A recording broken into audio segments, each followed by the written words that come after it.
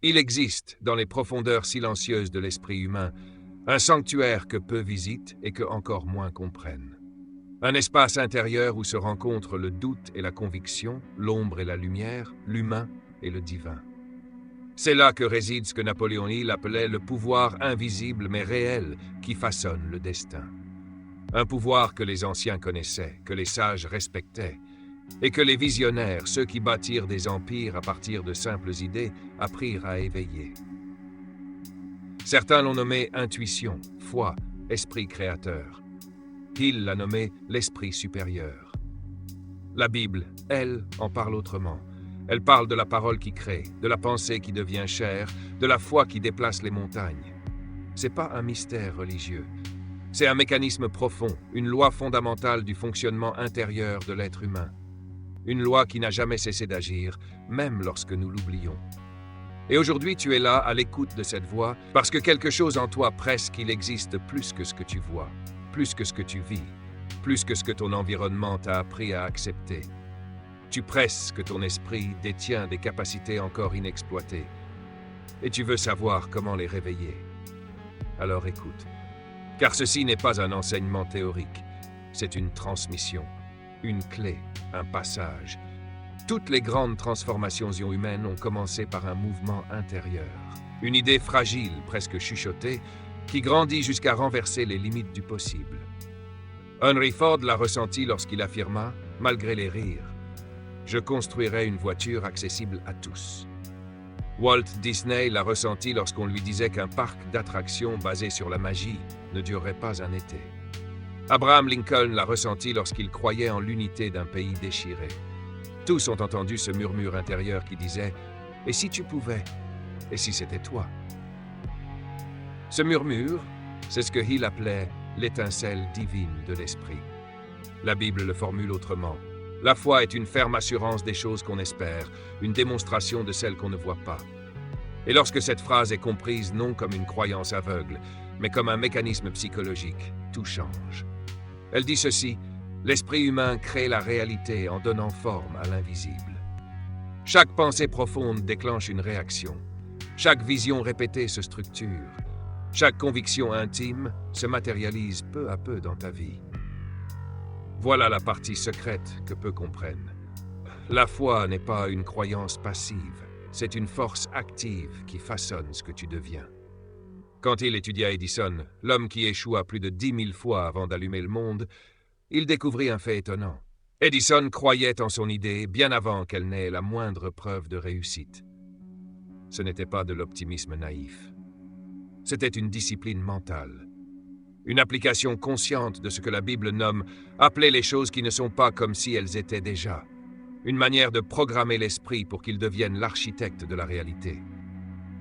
Imagine un instant que tu possèdes le même pouvoir, que ton esprit peut devenir ton allié le plus puissant, ta source d'énergie inépuisable, ton moteur secret. Imagine que tu peux transformer tes pensées en matière première, ta vision en direction, ton intention en stratégie, ta foi en force. Ce n'est pas un rêve, c'est une capacité humaine. Tu l'as déjà utilisée, sans le savoir. Chaque fois que tu as persisté alors que tout indiquait que tu devrais abandonner. Chaque fois que tu as pris une décision difficile que tu ne comprenais pas complètement. Chaque fois qu'une intuition t'a sauvé du regret ou conduit vers une opportunité. Tu as déjà agi avec ce pouvoir. Tu vas maintenant apprendre à le maîtriser. Tout commence par le mental. Et le mental n'est pas un terrain neutre. Il est le champ de bataille où se joue chaque victoire avant d'exister dans le réel. Hill disait « Tout ce que l'esprit de l'homme peut concevoir et croire, il peut l'accomplir. » Cette phrase n'est pas une métaphore. Elle est la description d'un mécanisme actif.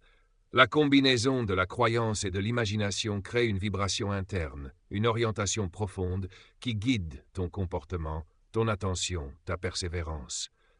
Jusqu'à ce que la réalité se plie. Ce n'est pas magique, c'est psychologique et c'est spirituel. Car l'esprit humain est la seule force connue capable de transformer une idée immatérielle en conséquence matérielle. Mais pour activer ce pouvoir, il faut franchir un seuil, comprendre que ton état d'esprit n'est pas un décor intérieur, mais une machine qui agit en continu. Il amplifie ou affaiblit. Il clarifie ou brouille. Il libère ou emprisonne. Beaucoup cherchent le succès à l'extérieur. Ils multiplient les efforts, changent de stratégie, courent après les résultats, mais gardent le même état d'esprit. C'est comme chercher à atteindre un nouveau continent sans jamais changer de direction. Le vent peut souffler, les vagues peuvent te pousser, mais si ton gouvernail est tourné vers le passé, tu finiras toujours au même endroit. Ton esprit est ce gouvernail. Là où il pointe, tu vas. La partie secrète de la Bible évoquée par Hill ne parle pas de dogme ou de rituel, elle parle de fonctionnement intérieur. Elle dit « Transformez-vous par le renouvellement de votre esprit. Renouvelez votre manière de penser. Renouvelez ce que vous croyez possible. Renouvelez la parole intérieure que vous prononcez lorsque personne n'écoute. Car ta parole intérieure est créatrice. Lorsque tu dis « je ne peux pas », ton esprit cherche les preuves. Lorsque tu dis « c'est trop tard », ton énergie se retire. Lorsque tu dis « je ne suis pas assez », ton identité se contracte. Et lorsque tu dis « je vais trouver un moyen », l'univers invisible qui vit en toi s'éveille. Alors écoute attentivement.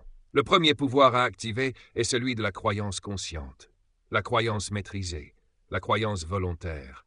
Non pas celle héritée de ton environnement, mais celle que tu choisis parce qu'elle sert ton destin et non tes peurs. Car nul ne peut bâtir une cathédrale intérieure avec des pierres d'inquiétude. Nul ne peut sculpter la grandeur avec les outils du doute. Nul ne peut appeler la lumière tant qu'il entretient l'ombre. Le premier travail est invisible. Il est mental. Il consiste à décider que ton esprit devient ton allié et non ton adversaire, que tu choisis les pensées que tu nourris, que tu apprends à reconnaître celles qui affaiblissent pour laisser place à celles qui élèvent. Tu n'es pas obligé de croire que tu peux réussir immédiatement, mais tu dois croire que tu peux apprendre, devenir, progresser, évoluer. Tu dois croire que ta situation actuelle n'est pas ton identité, mais ton point de départ. C'est ce que tous les géants ont compris. Carnegie partit d'un sous-sol de textile. Lincoln né dans une cabane de bois. Harriet Tubman, sans liberté, sans droit. Disney, brisé par plusieurs faillites. Aucun d'eux n'avait les conditions parfaites, mais tous avaient la capacité intérieure d'imaginer un futur dont personne autour d'eux ne voyait l'existence. Ils savaient que le pouvoir de l'esprit n'attend pas les circonstances. Il les crée. Et c'est précisément là que ta transformation commence. Le véritable mouvement intérieur commence lorsque tu te rends compte que ton esprit n'est pas seulement un récepteur d'idées, mais un générateur de direction.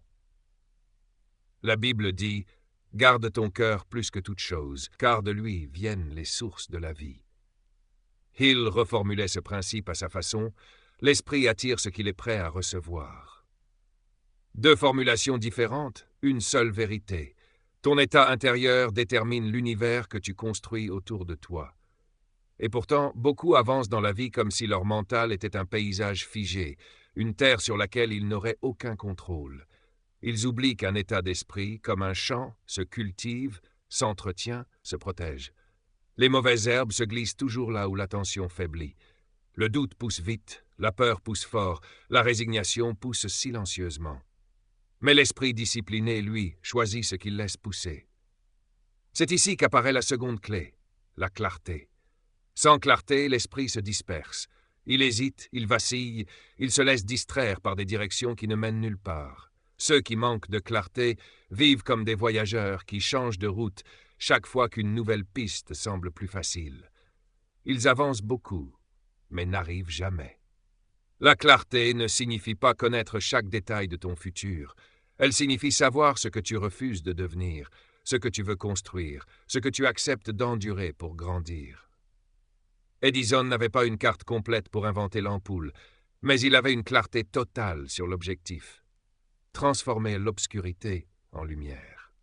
Disney ne connaissait pas les plans détaillés de ce qui deviendrait des royaumes entiers de magie, mais il avait une clarté absolue sur sa mission.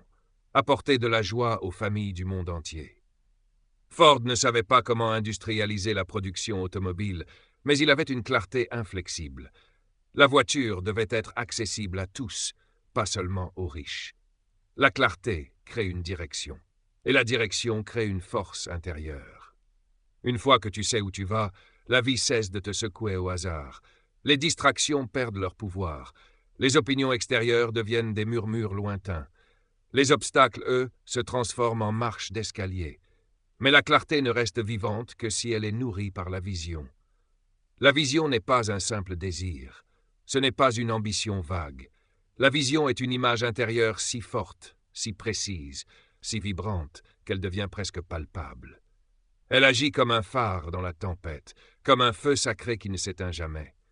Hill disait que la vision est la réalité future réclamant son existence. La Bible parle de écrire la vision afin qu'on la lise couramment. 10 mots pour dire que ce que tu visualises avec intensité commence à exister dans ton esprit avant d'exister dans ta vie. Tu dois donc apprendre à voir avant d'obtenir, à sentir avant de toucher, à imaginer avant d'accomplir. Car rien ne se construit dans le monde extérieur sans avoir été bâti dans ton monde intérieur. Alors pose-toi une question essentielle. Quelle vision te réveille quand tout dort encore? Quelle vision t'appelle sans jamais se fatiguer? Quelle vision brûle en toi depuis trop longtemps pour être ignorée? C'est elle qui détient ton avenir. C'est elle qui exige ta transformation. Elle est ton engagement silencieux envers toi-même. Mais une vision, aussi noble soit-elle, ne devient réalité que lorsqu'elle s'appuie sur un but profond. Un but n'est pas un objectif. Un objectif peut être mesuré, atteint, remplacé. Un but, lui, est une boussole. Il ne change pas lorsque les circonstances se compliquent. Il te guide même lorsque le chemin semble se perdre.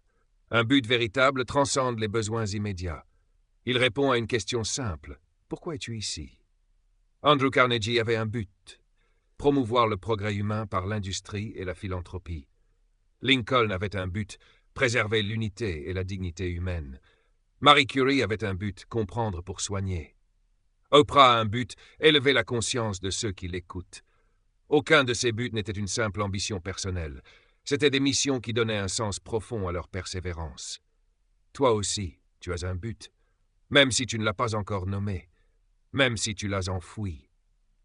Même si la vie t'a fait croire que ce désir intérieur était trop grand, trop audacieux, trop dangereux. Pourtant, il est là. Il a toujours été là. Et il attend que tu le reconnaisses. Mais il existe une vérité que Hill répétait inlassablement. Un but sans discipline n'est qu'un rêve. La discipline est la forge où l'esprit se renforce. C'est elle qui convertit ton intention en habitude, ton habitude en maîtrise, ta maîtrise en destin. La Bible l'appelle « domination de soi ». Les stoïciens l'appelaient « excellence du caractère ». Hill l'appelait « action contrôlée et persistante ». La discipline, c'est pas la rigidité, ce n'est pas la perfection. C'est l'engagement répété, jour après jour, même lorsque l'enthousiasme s'éteint. C'est le choix silencieux de progresser alors que personne ne regarde. C'est la capacité de dire non à ce qui affaiblit et oui à ce qui renforce. C'est comprendre que chaque petit acte aligne ton esprit avec ta vision. La discipline transforme ton mental en instrument précis. Elle élimine le bruit. Elle crée le rythme intérieur des grandes destinées. Elle te permet de persévérer quand d'autres abandonnent, non parce que tu es meilleur, mais parce que tu es plus aligné. Et c'est lorsque la discipline s'unit à la vision que commence véritablement le passage à l'action. Une action inspirée, intentionnelle, puissante. Pas une agitation désordonnée, mais une démarche consciente où chaque pas compte. L'action clarifie, l'action confirme, l'action façonne. Toutes les grandes réussites humaines sont nées d'actions répétées, souvent invisibles, souvent incomprises. Lorsque Ford travaillait ses prototypes dans un atelier glacé, lorsque Disney dessinait à la bougie ses premières animations, lorsque Mandela écrivait en secret dans une cellule froide, lorsque Marie Curie broyait des tonnes de minerais pour quelques milligrammes de radium. L'action est la pierre angulaire de toute transformation, et elle commence toujours dans l'esprit, avant de se prolonger dans la matière. Mais pour agir avec puissance, il faut maîtriser une force subtile, la gratitude.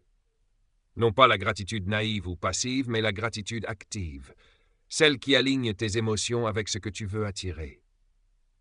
Il expliquait que la gratitude est un aimant mental. La Bible en parle comme d'un état intérieur qui attire la paix et multiplie les possibilités. La gratitude ne te demande pas d'ignorer les difficultés, elle te demande de reconnaître ce qui fonctionne déjà, car tout ce que tu reconnais, tu renforces. Lorsque tu remercies pour ce que tu as, ton esprit s'ouvre. Il se libère de la peur, du manque, de la comparaison. Il retrouve sa créativité naturelle. Il redevient fertile. La gratitude est une forme de foi. Elle dit à la vie « Je suis prêt à recevoir davantage ». Et c'est justement cet état d'esprit ouvert, clair, discipliné et reconnaissant qui te rend adaptable. L'adaptabilité est l'un des pouvoirs les plus subtils de l'esprit humain, et pourtant l'un des plus décisifs. Elle est ce mouvement intérieur qui te permet de transformer l'imprévu en opportunité, l'obstacle en tremplin, la perte en leçon. Ceux qui refusent de s'adapter se brisent. Ceux qui apprennent à se plier sans se rompre finissent par avancer, même lorsque le chemin semble impraticable. La vie n'a jamais été une ligne droite. Elle est faite de virages, de détours, de portes qui se ferment pour que d'autres puissent s'ouvrir. Edison l'avait compris mieux que personne. Lorsqu'un prototype échouait, il ne disait jamais « j'ai raté ». Il disait « je sais une nouvelle façon de ne pas y arriver ». C'est là que réside l'adaptabilité, dans la capacité de reformuler l'échec en information, la chute en énergie, la frustration en direction. La Bible parle de ce principe dans ces mots. Toute chose concourt au bien de ceux qui aiment la vérité. Hill voyait cela comme une loi mentale. L'esprit préparé transforme tout en avantage. Mais pour que l'adaptabilité devienne ton allié, tu dois d'abord abandonner l'idée que la vie te doit des conditions parfaites. Aucun visionnaire n'a progressé grâce à un environnement idéal. Ford a construit sa première machine dans un atelier instable. Disney a esquissé son futur empire dans un garage. Mandela a forgé son leadership dans l'obscurité d'une cellule. Les circonstances n'étaient pas favorables. C'est leur esprit qui l'était. L'esprit adaptable ne demande pas la facilité. Il demande la direction. Il demande la force d'ajuster la voilure lorsque le vent change sans jamais perdre de vue l'horizon. Et c'est cette capacité qui t'amène à la résilience. La résilience n'est pas la simple capacité de tenir. C'est la capacité de grandir à travers ce qui tente de te diminuer. La résilience n'est pas un mur, elle est une racine. Plus on essaie de la déraciner, plus elle s'enfonce profondément dans la terre. Hill voyait dans la résilience la marque des esprits supérieurs. Ce n'est pas un trait de caractère, c'est un choix répété. Un engagement silencieux à ne jamais laisser une circonstance extérieure définir ta valeur intérieure. La résilience naît de la compréhension que toute grande destinée exige des épreuves capables de révéler ce que tu es réellement. Les tempêtes ne viennent pas pour te détruire, mais pour vérifier la solidité de ton fondement. Disney a affronté la faillite. Lincoln a vécu l'humiliation politique. Oprah a connu le rejet. Curie a surmonté l'isolement. Aucun d'eux n'avait une route lisse. Mais chacun avait une raison de continuer plus forte que les raisons d'abandonner. Lorsque l'esprit devient résilient, la peur perd son pouvoir. Le doute se transforme en vigilance. Les obstacles deviennent des enseignants. Et c'est à ce moment que tu découvres une vérité essentielle. La résilience te conduit vers l'apprentissage. Apprendre n'est pas accumuler des informations. Apprendre, c'est te transformer. C'est accepter que tu ne sais pas tout, que tu dois t'ouvrir, t'ajuster, évoluer. La Bible évoque cette idée en parlant de l'homme sage qui instruit son cœur. Hill l'expliquait ainsi. Chaque personne qui réussit a appris à apprendre. Edison apprenait de ses expériences. Carnegie apprenait des hommes qu'il rencontrait. Ford apprenait des erreurs qu'il refusait d'appeler des défaites. Disney apprenait du public, même quand il était incompris. L'apprentissage est l'une des forces les plus humbles et les plus puissantes. Il te permet d'accéder à des niveaux de conscience que tu ne pouvais pas atteindre auparavant. Il élargit ton champ de perception. Il t'offre de nouvelles stratégies. Il t'ouvre des portes que tu n'aurais jamais pensé pouvoir franchir. L'apprentissage est la seule richesse qu'aucune crise, aucune perte, aucune trahison ne peut enlever. Et c'est lorsque tu apprends véritablement que ton esprit commence à accéder à ce que Hill appelait la connexion supérieure. Une capacité intérieure de synthétiser, de comprendre, d'intuiter ce qui échappe à la logique pure. Cette intuition n'est pas un don réservé à quelques élus.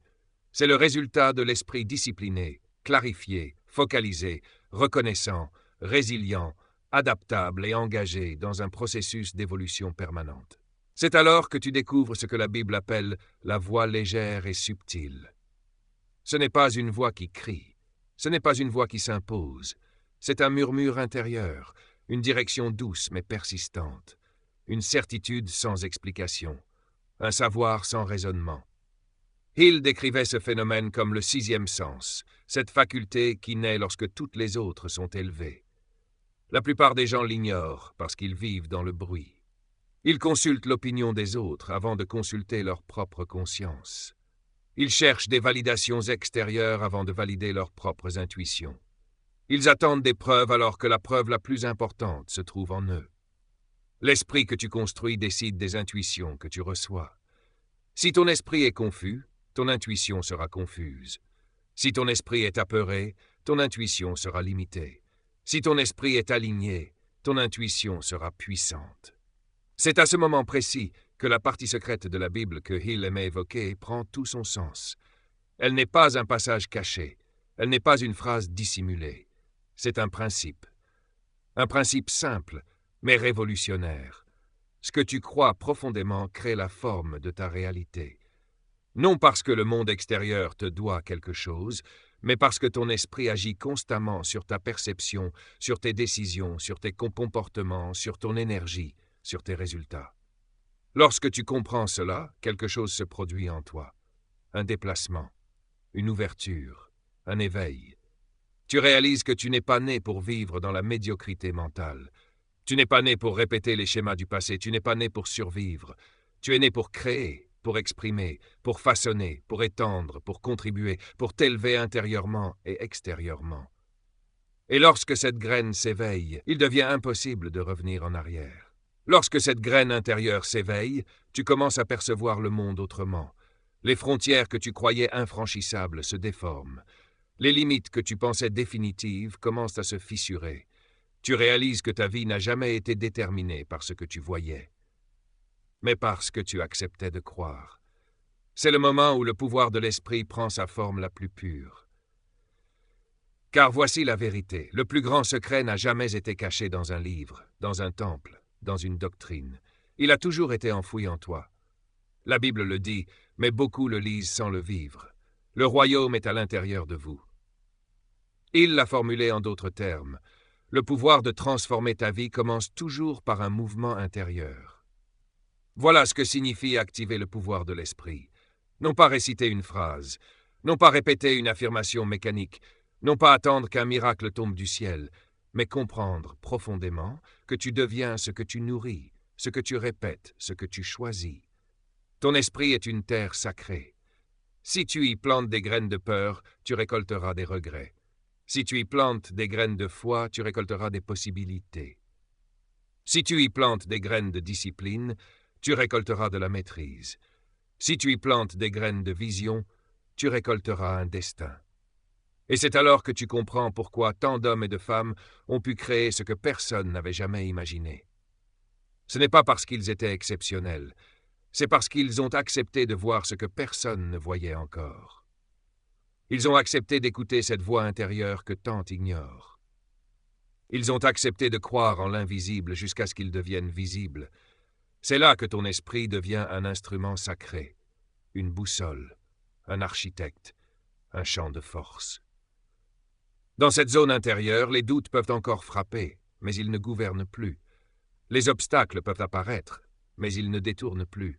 Les critiques peuvent s'agiter, mais elles ne t'atteignent plus. Parce que tu avances avec une conviction qui ne dépend plus de rien d'extérieur. C'est ici que naît l'autorité intérieure, l'une des plus grandes forces humaines. L'autorité intérieure n'est pas l'orgueil, ce n'est pas l'arrogance, c'est la certitude calme, profonde, inébranlable que ta vie a un sens, que ton chemin est légitime, que chaque étape, même les plus sombres, fait partie du processus. C'est ce qui a permis à Lincoln de continuer lorsque tout semblait perdu. C'est ce qui a permis à Mandela de garder son humanité dans l'isolement. C'est ce qui a permis à Disney de rêver même lorsque la réalité le condamnait. Cette autorité intérieure ne se crie pas, elle se ressent. Elle transforme ta posture, ton regard, ta présence. Elle dit au monde sans un mot « je sais où je vais ». Et le monde finit par s'aligner sur ceux qui savent où ils vont. Car l'univers ne suit pas les hésitants, il suit les déterminés. Mais pour que cette autorité intérieure devienne vivante, il faut franchir l'étape la plus révélatrice. Accepter la responsabilité totale de ton futur, non pas la culpabilité, non pas le jugement, mais la responsabilité créative. Ce que je deviens dépend de ce que je choisis de nourrir dans mon esprit. À partir de ce moment-là, tu arrêtes de blâmer ton passé. Tu arrêtes de t'excuser. Tu arrêtes de te cacher derrière ce qui t'a blessé. Tu arrêtes d'attendre la permission. Tu prends la pleine possession de ton esprit. Et lorsque tu possèdes ton esprit, tu possèdes ton parcours. C'est ici que la transformation atteint sa maturité. C'est ici que l'esprit cesse d'être un spectateur et devient un créateur. C'est ici que tu évolues de « je subis » à « je construis ». Et alors un phénomène étrange se produit. Les coïncidences se multiplient, les bonnes personnes apparaissent, les portes s'ouvrent, les idées affluent, les opportunités se synchronisent. Ce que Kiel appelait l'intelligence infinie commence à travailler avec toi et non contre toi. Non pas parce que la vie choisit soudainement de t'avantager, mais parce que ton esprit est enfin réglé sur la fréquence du progrès. La Bible le décrit comme « cherchez d'abord la lumière intérieure, et tout le reste vous sera donné en plus ». Ce n'est pas une promesse magique, c'est une dynamique mentale. Tu deviens aligné, et l'alignement change tout. L'alignement ne signifie pas que tu ne connaîtras plus jamais de difficultés. Il signifie que les difficultés ne te définiront plus. Tu ne tomberas peut-être pas moins, mais tu te relèveras différemment. Plus vite, plus fort, plus conscient. Tu regarderas les épreuves comme des passages et non comme des prisons. Tu regarderas les pertes comme des transitions et non comme des condamnations. Tu regarderas les retards comme des ajustements et non comme des défaites. Tu entreras dans cette dimension où chaque événement, bon ou mauvais, devient un matériau pour grandir. C'est la marque des êtres qui avancent avec un esprit éveillé. Rien ne se perd, tout se transforme.